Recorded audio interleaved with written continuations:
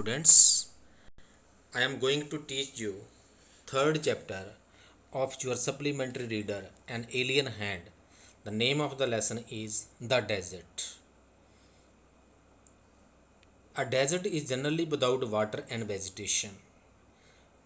When we are thinking about desert, which comes in our mind? Without vegetation, without water, we are thinking about sand, everywhere sand. A green patch of fresh water and green trees in the middle of a vast desert is a beautiful sight. If there is any water in the desert, it will be a very beautiful sight. A desert may be too hot or too cold. When we are thinking about a desert, we are thinking about Sahara Desert. And the desert can be hot and desert can be very cold also. So boys and girls, my dear students, the lesson goes like this. Those of us who live in regions covered with forest and surrounded by hills may find it difficult to imagine what a desert is really like. Those who are living in a plain areas, those who are living in a green areas, they cannot imagine what desert is, but desert is about. The popular belief is that it is an endless stretch of sand where no rain falls and therefore no vegetation grows. And the general belief among the people is if there is no vegetation, if there is no rain, so B people are thinking it is desert. It is dry, hot, waterless, and without shelter. And but this is not entirely correct. But it is not entirely correct. Desert is something else. For those who have studied it, the desert can be a beautiful place. It can be a very beautiful place and it may be a very much beautiful. For those who have studied it, the desert can be a beautiful place. It is the home of a variety of people, animal and plants that have learned to live under very hot and dry conditions. So boys and girls, one thing I am telling you, those who are living in a desert, they may adapt themselves according to the situation, according to the environment. True, the ground is not always hidden by the cover of grass. It is very much true that the ground is not always covered with the grass, plants, trees as it is in other climates, as the climates of other regions of the country. The desert is not covered with the grass, plants, and other things, other vegetations. But whenever it rains, it is rare, desert flowers bloom, and sight can be as rewarding as that of any tropical garden. And if there comes very rare, the rain comes there, and after that, if rain is there, you can see the flowers blooming everywhere, and after that, the sight is very much beautiful. A desert is not only a flat unchanging wasteland of dry sand. It may have mountains and hills. It may have an oats, big or small. An oasis is like a green island in the middle of a desert where a spring or a well gives plants and trees a better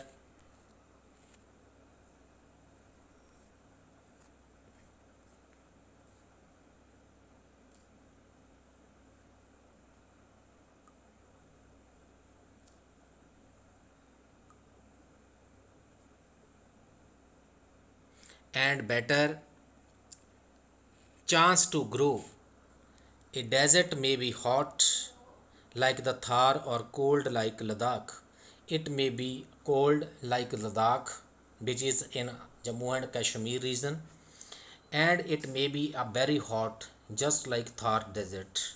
But generally speaking, if a place has little or no water and vegetation, people usually call it a desert. So generally speaking, I am telling you, if there is no water, if there is no vegetation, generally people call it desert. Some deserts are almost totally without water. In such places, strong winds blew, raising heaps of sand and depositing them as mounds. So after that, and strong winds blow and raising heaps of sand everywhere, and these are called sand dunes. These heaps of sand is called sand dunes that shift and move endlessly across the desert. Few plants can survive on dry, shifting sands. The sand is shifting from one place to another, so that is why there will be no vegetation on that land. So dear boys and girls, so next is second part of the story of this lesson. Plants, desert plants and animals learn to require much less water than most plants and animals. Actually, one thing I am telling you, students, when there is animals and plants, they adapt themselves according to the environment, and those who can live on less water and they can survive in the desert. The camel is a typical desert animal. Small desert animals have unusual means of satisfying their need for water. All living things need water in order to survive. You know, dear students, nobody can survive without water. So we need water, we need air, we need food to survive. The few plants and animals that live in deserts have developed the ability to require less water than most plants and animals. So those who are living in the desert, they require less water. The animal like camel, popularly known as the sheep of the desert, can drink a lot of water at one time. You can see camel who can it popularly known as the sheep of the desert. It drinks a lot of water at one time, and camels can do without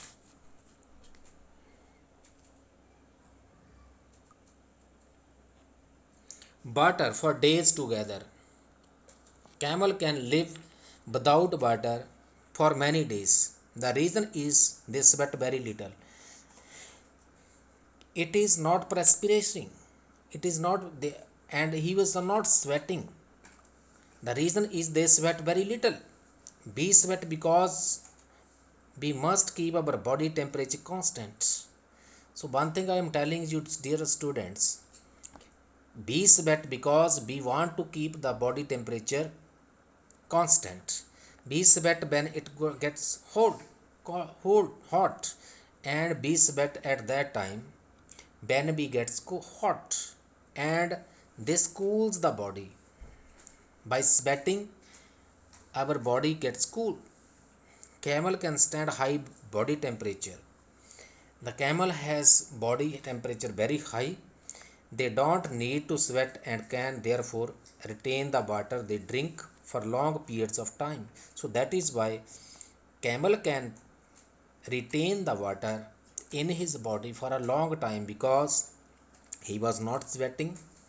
And that is why the smaller desert animals do not drink water. Smaller, just like they burrow underground during the hot day and come out at night to eat.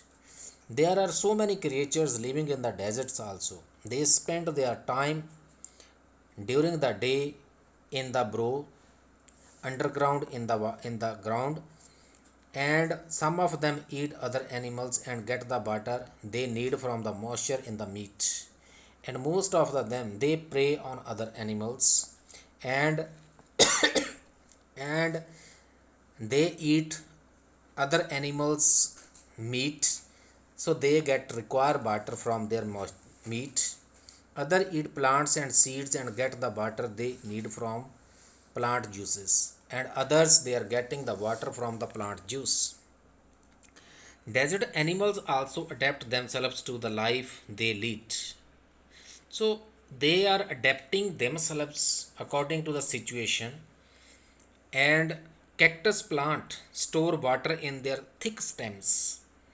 Cactus plant, thorny plant, we can say thorn plants, they are storing their water in the thick stems. Their roots lie close to the surface of the ground and quickly absorb the moisture from the light rains that occasionally fall. Whenever there is occasionally rain, they are they are absorbing the water from the moisture, and after that they are cactus plant is retaining the water for a long time. The major feature of all deserts is of course dryness and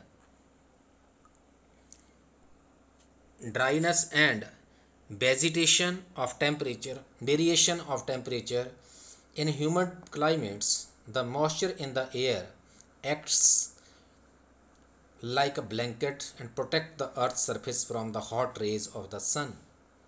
The absence of this blanket in desert lands causes the desert to heat up rapidly during the day and to cool off rapidly at night. So that is why, boys, dear students, during the day the climate is very hot, and during the night the climate is very cool.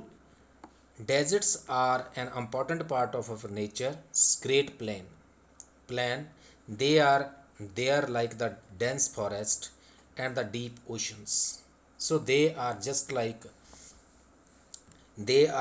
there like the dense forests and deep oceans. Just because they are hot and dry, one should not look upon them as useless parts of the earth. So they are hot and dry. There is no vegetation.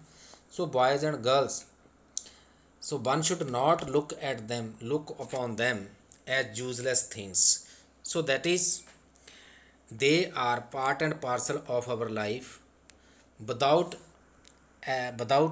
deserts, we cannot imagine, we cannot think about Earth. Thank you very much. The question answers of this lesson we will discuss in the other video we will make. Thank you very much.